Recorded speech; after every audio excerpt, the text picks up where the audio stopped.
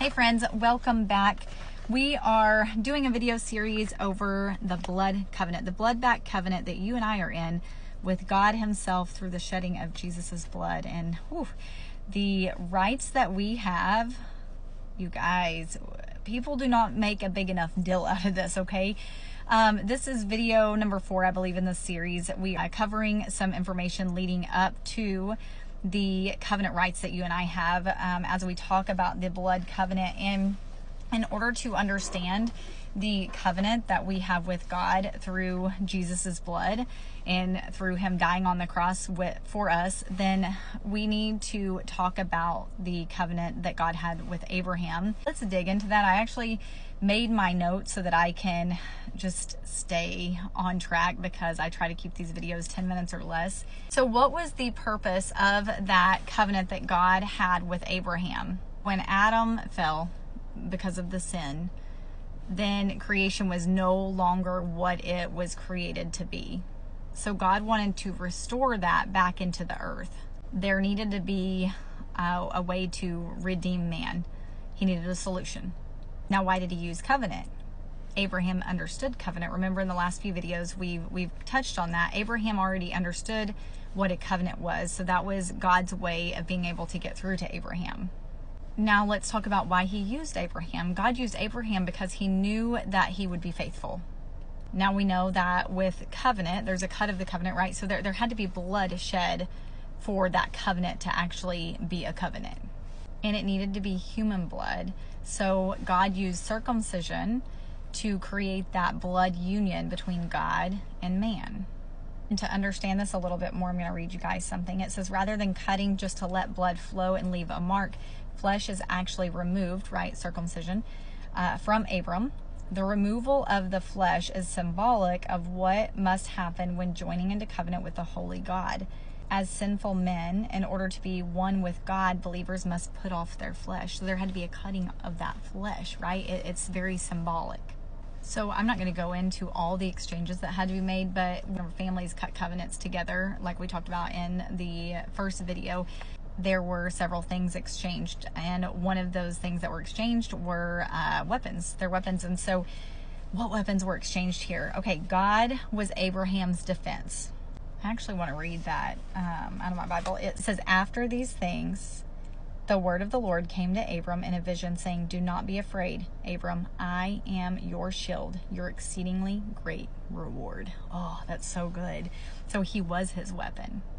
So like I said, for sake of this video, we're not going to go into all the exchanges, but of course there had to be an exchange of cloaks.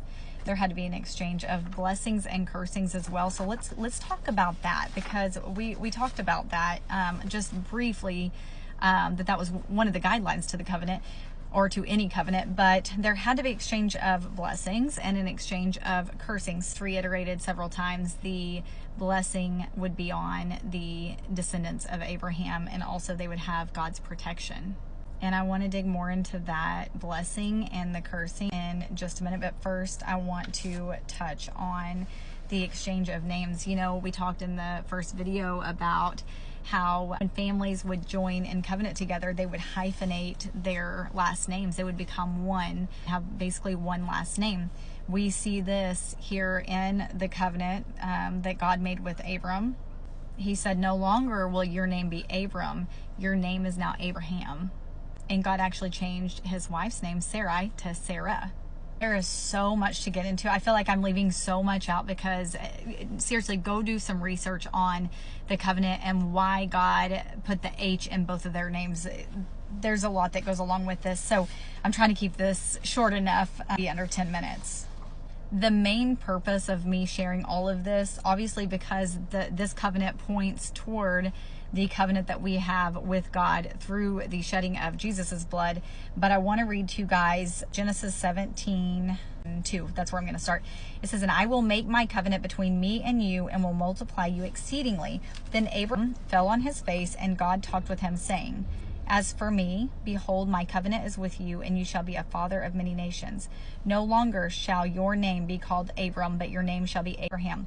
For I have made you a father of many nations. I will make you exceedingly fruitful, and I will make nations of you, and kings shall come from you. And I will establish my covenant between me and you and your descendants after you in the generations for an everlasting covenant to be God to you and your descendants after you. Oh, we are his descendants. We are the descendants of Abraham. Now we're going to flip over to Deuteronomy 28 for time's sake. And this is where we find the blessings of being in that covenant with God, and also the curse for being disobedient. And there's so much in between this. And like I said, for time's sake, I just don't have time to go into all of it. But this curse came after the 10 Commandments, and because of the covenant that God made with Abraham, promised to protect the descendants of him and also to continue to bless his descendants. There had to be that curse laid out, because if you'll read through there, you will see that the descendants weren't doing what they were supposed to be doing. They were completely disobeying God, completely disobeying the law in every way they possibly could. So there had to be something put there in place, bring people back to being covenant minded. And here's where people get confused. They think, well, if God is love, then why did he put that curse on them? You see, in that curse, when somebody chose to be disobedient, the curse that was then put on them was lack, bondage, nakedness, sickness, you name it. And if you'll just read Deuteronomy 28, you will see the blessing and the curse. God did not put that curse on them. That curse was laid out, and then they chose to be in complete disobedience, knowing what they were choosing. They knew what the consequences were going to be. They had free will. They could do whatever they want, and that's what they chose. But listen to what the blessing is, and I don't have a lot of time. It says, now it shall come to pass, if you diligently obey the voice of the Lord your God, to observe carefully all his commandments, which I command you today, that the Lord your God will set you high above all nations of the earth, and all these blessings shall come upon you and overtake you, because you obey the voice of the Lord your God. Blessed shall you be in the city, and blessed shall you be in the country. Blessed shall be the fruit of your body, the produce of your ground, and the increase of your herds, the increase of your cattle, and the offspring of your flocks. Blessed shall be your basket and your kneading bowl. Blessed shall you be when you come in, and blessed shall you be when you go out. The Lord will cause your enemies who rise against you to be defeated before your face. They shall come out against you one way and flee before you 7 ways.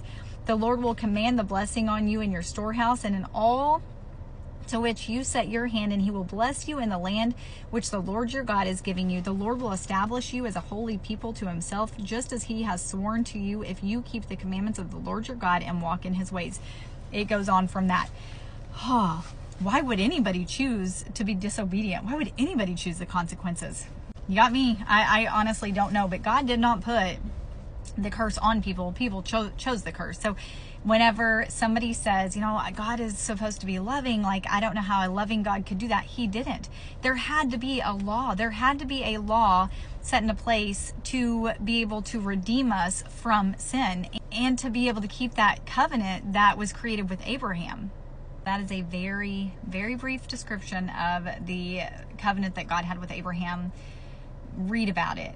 I don't know everything there is to know, okay? So I'm not a Bible scholar. I don't know that much considering how much there is to know. Please go through and read this. Find teachings on this. This is just to get your interest up about the blood covenant and what your covenant rights are, which I'm so excited because we are almost there. We are getting to that point where we're about to start talking about the covenant that we have with God, that you and I have with God, that gives us covenant rights as covenant children of God. Do yourself a favor and you do your homework. You find some teachings over the covenant, and I will be back here tomorrow to share more. If you're thinking, who is this girl? My name is Shayla Gordon Jesse. I probably should have said this in the beginning of the video, but I wrote the book, The Covenant Woman, a couple of years ago. It's all about your faith walk with God. It is about learning how to strengthen your faith. There's only one way to do it. The Bible tells us it's through the Word of God. It also goes into, obviously, our covenant rights, who you are as a child of God, and what belongs to you because you're a child of God. It is not greedy to say, I am a child of God, and because I belong to Him, because of who I belong to,